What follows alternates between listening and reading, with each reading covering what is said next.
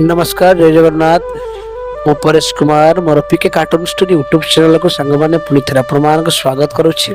आमे जीवन सारा जहाँ को भल पाऊे किसी स्वार्थ रखी आम भल पाऊे परिवार कहतु आत्मीय स्वजन बंधु बांधव कहतु आम जहाँ को भी भल पाऊे केवल स्वार्थ रखी भल पाऊे किंतु निस्वार्थ पर भल पाइबा केते सुदृढ़ केते आत्मीय जानिबा आज सुंदर कहानी रु आपण मानक पई आनी छी गोटे सुंदर कहानी गच्छर निस्वार्थ पर सेवा। आसंतु सुनिबा सुंदर कहानी। जय जगन्नाथ जय जगन्नाथ जय जगन्नाथ। बहुत दिन पूर्वर कथा गोटे गाँव रे गोटे छोट पिला रहउथिला। ता घर गणा आगरे गोटे बड़ आंब गछटे थिला। पिलाटी प्रत्येक दिन से गछ पाखरे खेलुथिला। से तार डाल रे दोली खेलुथिला, ता पत्र रु खेलना तैयारी करुथिला एवं से गछरु आंब तोली खाई निजको बहुत कृतार्थ मन करुथिला। गछटी मध्य से पिलाटी को बहुत भल पाउथिला। समय बीती चलला। पिलाटी धीरे धीरे बड़ होगा को लागला एवं ताको पाठ पढ़ा पई टंका दरकार पड़िला। से बे गछ पाखक आसी कहिला, हे बंधु गछ, एबे मो छोट पिला है नहीं, मते पाठ पढ़िबा पई बहुत टंका दरकार, तेणु तमे मते किछि साहाय्य कर।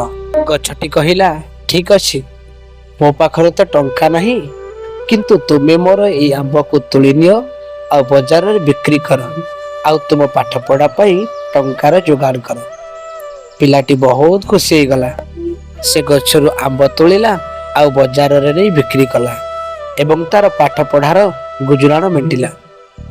किछि वर्ष बीती गला। पुणी पिलाटी से गछ पाखक आसिला।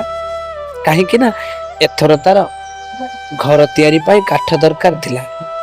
तेणु से गछ पाखक आसी कहला, हे मोर बंधु गछ, एबे मोर किछि काठ दरकार मोर घर तैयारी करिवा पाई। आ गछटी बहुत खुशी हो गला। कहिला, ठीक अछि बालक, मोर डाल काटी नियो, सेथिरे तुमर घर तैयारी कर।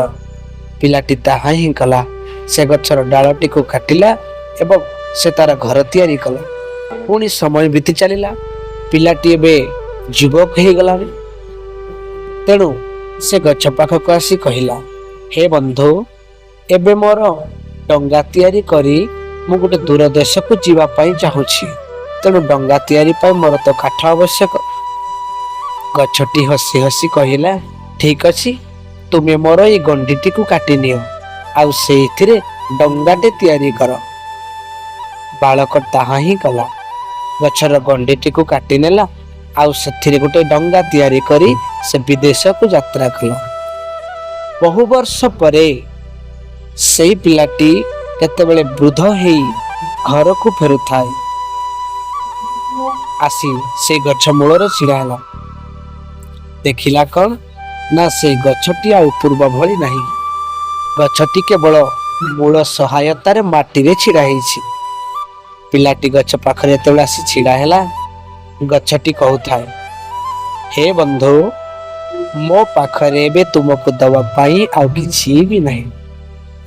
फल नहीं, डाल नहीं किंबा गंडी नहीं। बुढ़ा लोकटी हसी हसी कहला, बंधु, मु एबे किछि चाहू नहीं। मु केवल बसिवा पाई किछि स्थान चाहूछि। मते कोन बसिवा पाई टिके स्थान देब नहीं बंधु? मु बहुत क्लांत होई पड़िछि। बुढ़ाटीर एई कथा सुनी गछटी कहिला, हे मोर बंधु, तुमे आस, मो मूल रे बसी तमे विश्राम कर। बुढ़ा लोकटी ताहा ही कला। सेई गछर मूल उपरे बसिला एवं आखिटी को बंद करिदेला। एबे गछटी भारी खुशी हैला। काहे कि जानि छंती? काहे कि ना से जीवन सारा तार बंधुर सेवा निस्वार्थ भाव रे करि चलिछि। तेणु से निजको तार बंधु को सहित सेवार विनियोग करिथिबारो से निजको बहुत कृतार्थ मन करुथिला। गछटी खूब आनंद थिला। तबे सांग माने आजिर गल्पटी आमको बहुत बड़ शिक्षा दिए। सत्य प्रेम सर्वदा निस्वार्थ पर। आउ आमे जो प्रेम करुछु आमे जो भल पाइबा दउछु ସେଥିରେ କିଛି ନା କିଛି ସ୍ୱାର୍ଥ ରହିଛି। ଆପଣ ମାନେ ଥରେ ଚିନ୍ତା କରନ୍ତୁ, ଇଏ ତ ଥିଲା ଗଛ ଆଉ ପିଲାଟିର କାହାଣୀ। ବାସ୍ତବ ଜୀବନରେ ଆମର ପିତାମାତା ଯିଏକି ଆମକୁ ଜନ୍ମ ଦେଇଛନ୍ତି ସେ ଠିକ୍ ସେଇ ଗଛ ସଦୃଶ, ଯେଉଁମାନେ ଜୀବନ ସାରା ଖାଲି ଆମକୁ ଦେଇ ଚାଲିଛନ୍ତି।